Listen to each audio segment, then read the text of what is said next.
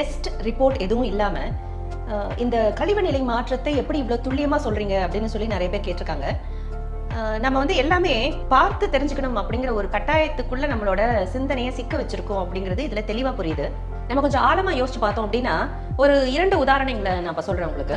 நம்ம ஜென்ரலாக வந்து ஒரு ட்ராவல் பண்ணிட்டு இருக்கோம் அப்படின்னு வச்சுக்கோங்க. ட்ராவல் பண்ணிட்டு இருக்கும்போது நமக்கு ஒரு அர்ஜென்ட்டாக யூரின் வருது, இல்லை நம்ம ஏதோ ஒரு ஃபங்க்ஷனில் இருக்கோம், இல்லை ஒரு அவுட்டோரில் இருக்கோம், இல்லை ஏதாவது ஒரு மீட்டிங்கில் இருக்கோம் அப்படின்னு வச்சுக்கோங்க. நம்ம போக முடியாத ஒரு சுச்சுவேஷனில் சிக்கியிருக்கோம்.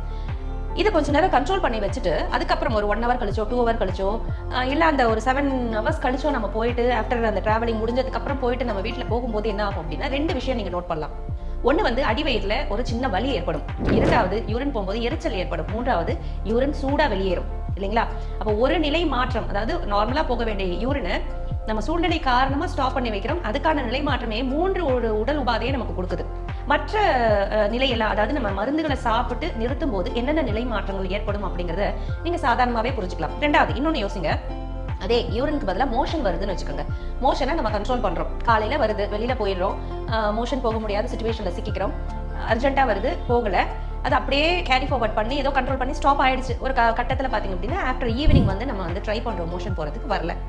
மறுநாள் பார்த்தீங்க அப்படின்னா வெறும் துர்நாற்றமான கேஸ் வெளியேறிக்கிட்டே இருக்கும். உடல் என்ன பண்ணுது அப்படின்னு பார்த்தீங்கன்னா, ஒரு மோஷன் போக முடியல, இந்த உடலால் அந்த மோஷனை வெளியேற்ற முடியல அப்படின்னு ஒன்று ஏதோ ஒரு சுச்சுவேஷனில் சிக்கியிருக்காங்க அப்படிங்கிறத புரிஞ்சுக்கிட்டு இந்த உடலை என்ன பண்ணுன்னா அந்த மோஷனை காற்று வடிவத்துக்கு மாற்றும். காற்று வடிவத்துக்கு மாற்றி கொஞ்சம் கொஞ்சமாக வெளியேற்ற ஆரம்பிக்கும். இதை தான் வந்து நாங்கள் வளர்ச்சிதை மாற்றம் அப்படிங்கிற மாதிரியோ இல்லை கழிவு நீக்க மாற்றம் அப்படிங்கிறதும் சொல்லுவோம். இந்த கழிவு நீக்க மாற்றம் வந்து பார்த்தீங்கன்னா நீங்கள் ஜென்ரலாக இப்போ ஒரு கூவம், ஏதாவது ஒரு டிச், பழைய டிச் பக்கத்தில் போனீங்கன்னா எவ்வளோ ஒரு பேட் ஸ்மெல் வருமோ அந்த அளவுக்கு அந்த கேஸ் பிரியும் போது பேட் ஸ்மெல் வரும். இது நார்மலாகவே உங்கள் லைஃப்பில் பார்த்துருப்பீங்க. இதையும் தாண்டி இன்னொரு நிலை எப்படின்னு பார்த்தீங்கன்னா, இப்போ பால் கொடுக்கும் தாய்மார்கள் இருக்காங்க இல்லையா, பால் கொடுக்க முடியாத ஒரு சூழ்நிலை, குழந்தை வீட்டில் இருக்குது, இவங்க ஆஃபீஸ் போயிடறாங்க அப்படின்னு வச்சுக்கோங்க, இல்லை குழந்தை வந்து தூங்கிட்டே இருக்கு, இவங்க பால் கொடுக்க வேண்டிய நிறைய பால் சுரந்துருச்சு, அவங்களால பால் கொடுக்க முடியலை அப்படின்னா அந்த சிச்சுவேஷனில் என்ன ஆகும்னு பார்த்தீங்கன்னா அந்த பால் கெட்டு போய் திரிஞ்சு பால் கட்டிடும். பால் கட்டின உடனே அவங்களுக்கு மார்பகங்களில் வலி வர ஆரம்பிக்கும். வலி வந்தவுடனே இந்த பால் கெட்டு போன பாலை உள்ளே வச்சிருந்துட்டு அடுத்த பாலை சுரந்து குழந்தைக்கு கொடுக்க முடியாது. அப்படிங்கிறதுனால உடல் என்ன செய்யணும்னா இமீடியட்டா இந்த பாலை நீராவியாக்கி வெளியேற்றுவதற்காக முயற்சி பண்ணும். அப்படி நீராவி ஆக்குறதுக்காக உடலுக்கு கொடுக்கப்படுவதுதான் ஜுரம் அப்படிங்கிற ஒரு விஷயம். ஜுரம் வரும், உடனே அந்த உள்ள இருக்கிற அந்த பால் வந்து நீராவியாகி வெளியேற, அந்த தோல் வழியா வெளியேறதுக்கான ஒரு வேலைகளை செஞ்சுட்டு இருக்கும். அப்படி செய்யும் போது நம்ம என்ன செய்வோம், ஜுரம் வந்துருச்சு, வலிக்குது அப்படின்னு சொல்லி ஏதோ ஒரு மாத்திரையோ இல்லை கை வைத்தியத்தையோ ஏதாவது ஒன்று பண்ணுவோம். பண்ண உடனே அந்த நேரத்துல அந்த நிமிஷத்துல ஜுரம் சரியாகும். இதெல்லாம் வெளிப்பாடுகள். உள்ள ஒரு கழிவு தேங்கி இருக்கு, அதை வெளியேற்றுறதுக்கான உடலின் முயற்சிகள். இதுக்கு நம்ம மருந்துகளை சாப்பிட்றோம்.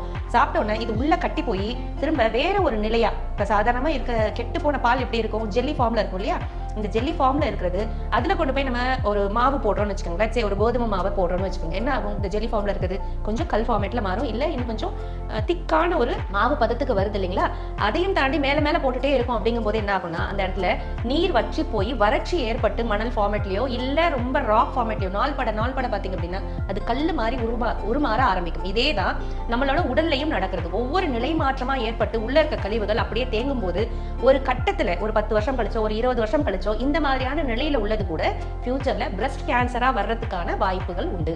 உங்கள் உடல் மற்றும் மனம் சார்ந்த எல்லா விதமான நோய்களிலிருந்தும் முற்றிலும் விடுதலை பெறுவதற்கு Cosmo classical Aqua healing centre.